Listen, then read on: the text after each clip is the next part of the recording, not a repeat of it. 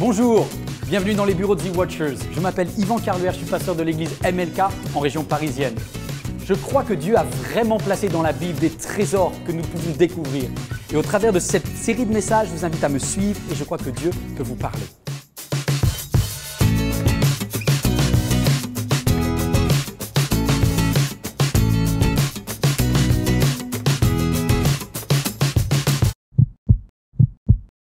Bonjour à toutes, bonjour à tous. C'est une joie pour moi de vous retrouver. J'ai envie de partager avec vous un verset. C'est plus qu'un verset, c'est quelque chose qui me tient profondément à cœur. On va lire ensemble si vous le voulez.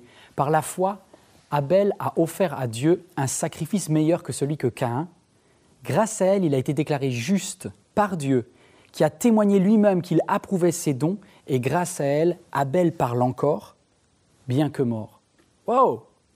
Qu'est-ce qui s'est passé? Il y avait deux frères, les deux connaissent Dieu. Il y a un qui est mort. Et le thème d'aujourd'hui, si vous voulez qu'on l'étudie ensemble, vous acceptez cela, c'est la grâce assassinée. Je suis né dans une église, beaucoup d'entre vous sont nés dans une église et vous voulez véritablement plaire à Dieu. Et pourtant, dès le début de la Bible, il nous explique que Dieu permet qu'un papa ait deux fils. L'un va s'appeler Abel, l'autre va s'appeler Caïn.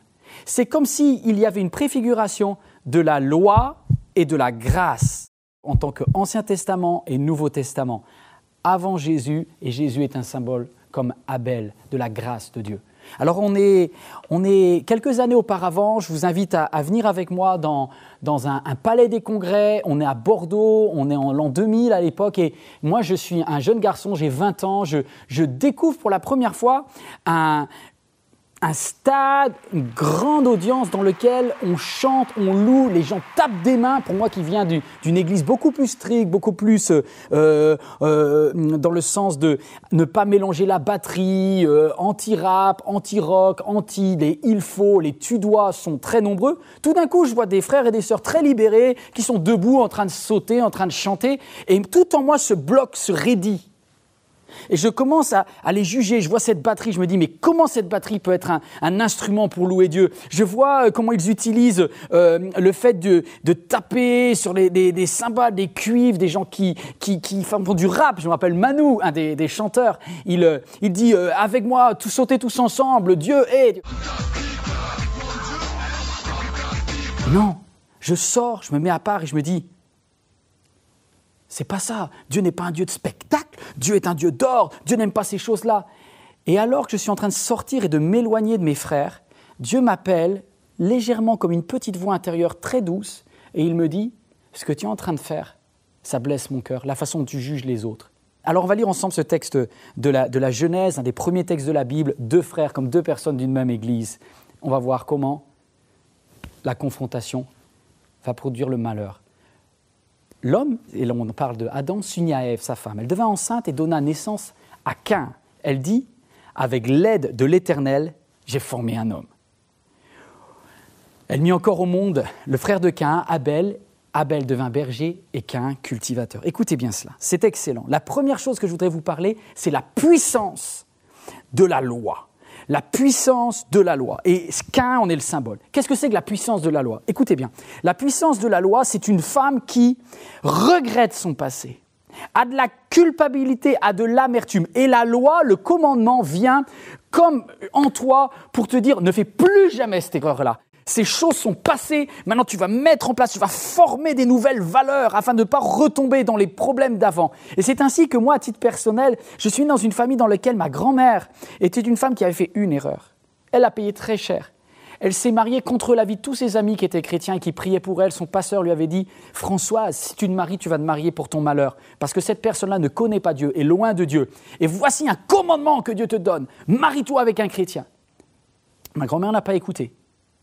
Et du coup, son mariage, qu'elle a tenu, elle l'a gardé jusqu'au bout, mais a été un mariage de malheur, avec un mari alcoolique, un mari violent.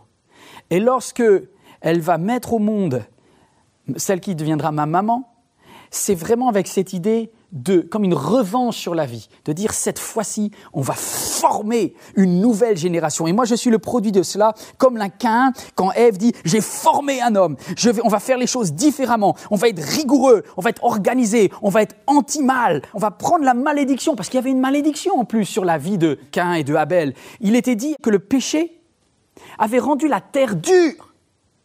Et Caïn va devenir cultivateur. C'est-à-dire qu'il va dire, voici, papa n'a pas assuré, il n'a pas protégé maman, ils ont été déchus du paradis. Mais moi, je vais relever les manches, je vais prendre tout ce que j'ai comme énergie et taper et briser les mottes de terre, arracher les ronces, bouger les rochers. Mais je vais faire produire cette terre maudite et de cela, j'apporterai une offrande à l'Éternel. Et il va réussir à le faire.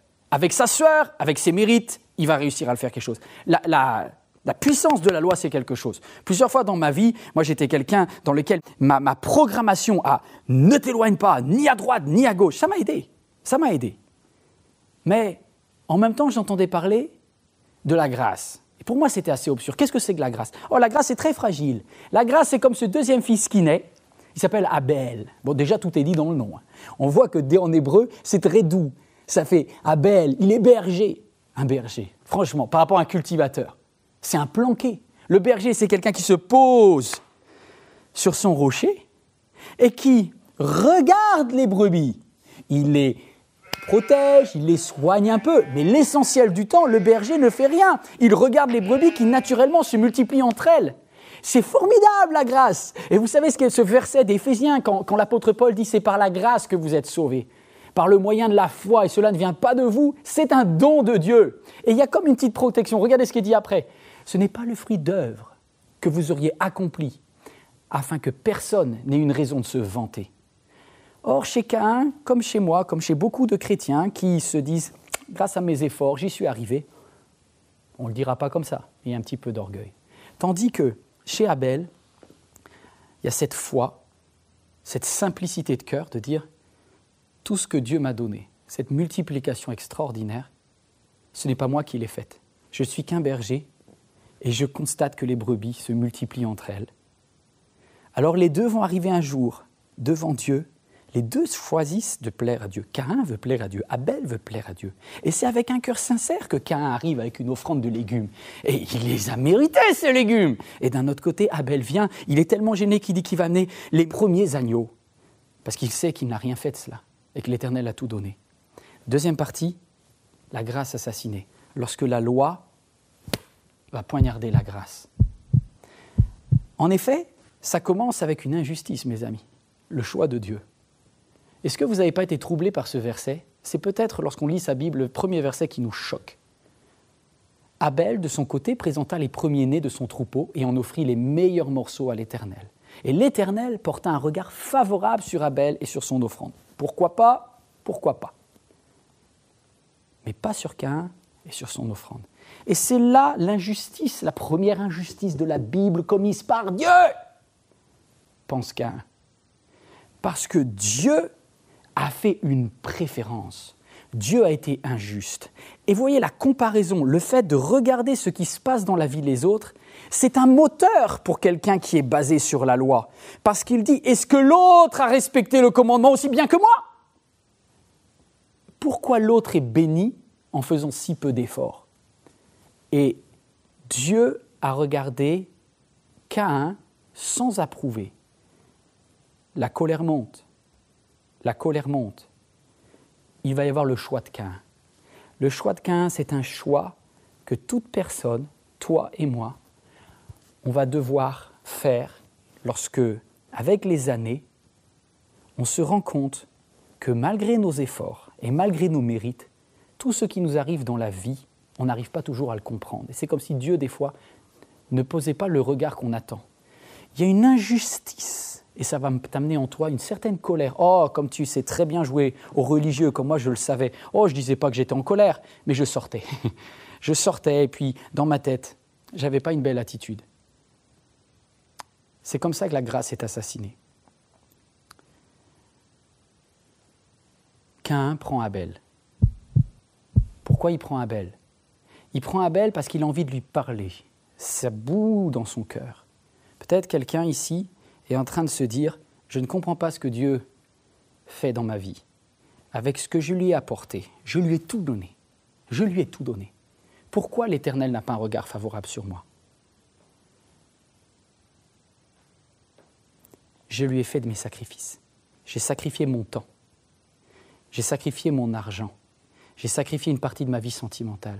J'ai sacrifié des plaisirs, j'ai renoncé à ça. Je n'ai pas fait ça, je n'ai pas fait ça. Écoutez cette parole de Jésus. Ah, si vous aviez compris que je désire que vous fassiez preuve d'amour les uns envers les autres, plutôt que vous m'offriez des sacrifices, vous n'auriez pas condamné ces innocents.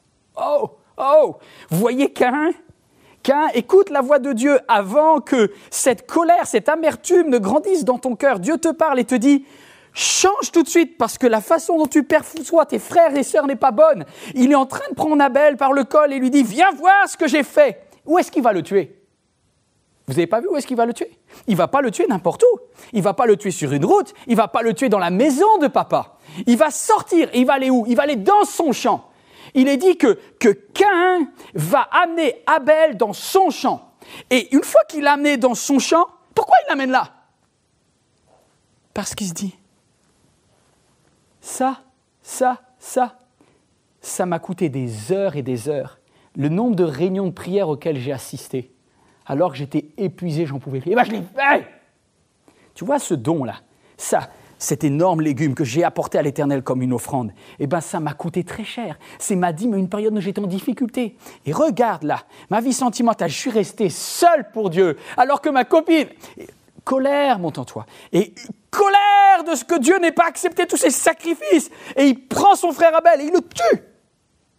Peut-être toi, tu le tues avec ta langue. Peut-être tu le tues avec ton amertume. Et Dieu du ciel entend le sang d'Abel et se dit, j'ai perdu. J'ai perdu mon fils Caïn aussi. C'est deux qui sont perdus ce jour-là. Écoute bien, lorsque Christ vient à la croix, il sait que comme Abel, il va donner sa vie pour ses frères. Il sait qu'il va être tué par ses frères. Ce n'est pas des personnes athées qui sont en train de le tuer. Ce n'est même pas des personnes d'une autre religion que lui. Il connaît la loi, il la connaît très bien, il l'a apprise, il prêche dans les synagogues. Mais ce sont les maîtres de la loi, les professionnels de la religion, ceux qui sont nés dedans, qui ont des valeurs, qui respectent le Shabbat, qui respectent la dîme, qui respectent tout. Ils prennent Jésus et disent qu'il soit mis à mort. Et Christ prie et dit, Père, pardonne-leur, car ils ne savent pas ce qu'ils font. Et moi, je m'entends là-dedans, parce que moi aussi, alors que je suis né dedans, j'étais tellement dur envers les autres. Et je vois que Christ est mort pour moi, même pour un Caïn. Et là, sur la croix, il ouvre son cœur et il crée une nouvelle génération d'Abel. Car toute la loi est accomplie par l'obéissance à cette seule parole. Laquelle ? Quel est le commandement ? Aime ton prochain comme toi-même. Oh, je sais, parce que pendant des années, j'ai préféré la première partie. Tu aimeras le Seigneur ton Dieu de tout ton cœur, de toute ton âme, de toute ta force et de toute ta pensée. Amen. Et ton prochain, comme toi-même. Parce que la loi est accomplie tout entière lorsque tu réalises la puissance de l'amour. Mais si vous vous blessez les uns les autres, si vous vous entre-déchirez, prenez garde, vous vous détruirez mutuellement. Il n'y a pas de pire problème, il n'y a pas de pire combat qu'un combat entre un frère et une sœur, entre deux chrétiens, deux enfants de Dieu qui veulent lui plaire et qui se font du mal en rendant un sacrifice à l'Éternel. L'apôtre Paul a eu ce problème-là. Il était aussi un Caïn. Il avait des principes, des valeurs, des règles très très strictes. C'est pour ça d'ailleurs qu'il a voté la lapidation d'Étienne. Et l'apôtre Paul, toute sa vie, va se le reprocher. Il va reprocher qu'avant, il a été de ces gens-là. Il dit « Je suis le moindre des apôtres, parce que j'ai persécuté l'Église, ceux qui aimaient la secte de Jésus. » Et il dit aux Galates « Je vous dis donc ceci, laissez le Saint-Esprit diriger votre vie, et vous n'obéirez pas aux désirs qui animent l'homme livré à lui-même. » Vous voyez, en tant que légaliste, je pensais que mes efforts, j'allais réussir à faire mourir ce qui était mauvais en moi. Jamais. Jamais. Si c'était le cas, Christ n'avait pas besoin de venir sur la croix. Il est venu sur la croix pour régler le problème du péché que tu ne peux pas régler. Et le Saint-Esprit est ce collaborateur divin qui va t'aider. Ce Saint-Esprit, Caïn n'a pas voulu l'entendre. Et Satan est venu à frapper à sa porte. La colère est montée. Et l'Église, la première Église sur la terre, a été divisée. Si vous êtes conduit par l'Esprit, vous n'êtes plus sous le régime de la loi. Waouh! Ça veut dire qu'on va faire n'importe quoi? Ça veut dire qu'il n'y a aucun commandement? Oh, beaucoup mieux que ça. Dieu va spécifier dans quel domaine tu as besoin de travailler. Et c'est le Saint-Esprit qui va te convaincre de péché, de justice et de jugement, puisque l'Esprit est la source de votre vie. Laissons-le aussi diriger notre conduite. Alors je vous laisse là-dessus. Réfléchissez bien. Quel est votre système de fonctionnement? Pourquoi vous faites tous ces efforts pour Dieu? Pour lui acheter son amour? Vous cherchez à lui plaire pour obtenir une faveur? Vous apportez votre offrande et vous ne comprenez pas pourquoi Dieu reste insensible à ce que vous faites? Écoute le cœur du Père. Avant même que tu existes, il t'aimait. Avant même que tu lui apportes tes légumes, il les respecte. Mais ce qui le touche le plus, c'est lorsque, comme Abel, tu t'arrêtes et tu dis « Papa, tout ce que j'ai me vient de toi. Rien de ce que j'ai planté, rien de ce qui s'est multiplié n'a pu le faire sans la grâce de Dieu. Je t'abandonne ma vie, faites cette prière avec moi. Seigneur, mes mérites n'arriveront jamais à toucher ton cœur assez. Alors j'accepte de ne pas mériter cet amour, je le reçois, donne-moi la force, en réalisant cela, de bénir les autres. Et au lieu d'être de ceux qui font assassiner les autres, que je sois quelqu'un qui permette à d'autres de ressusciter. Que Dieu vous bénisse et vous encourage dans votre vie. Ça va changer. À partir de demain, si vous rentrez dans cette dimension-là, vous savourez la joie qu'ont un enfant de Dieu, qu'ont les enfants de Dieu qui sont dirigés par l'Esprit. Merci.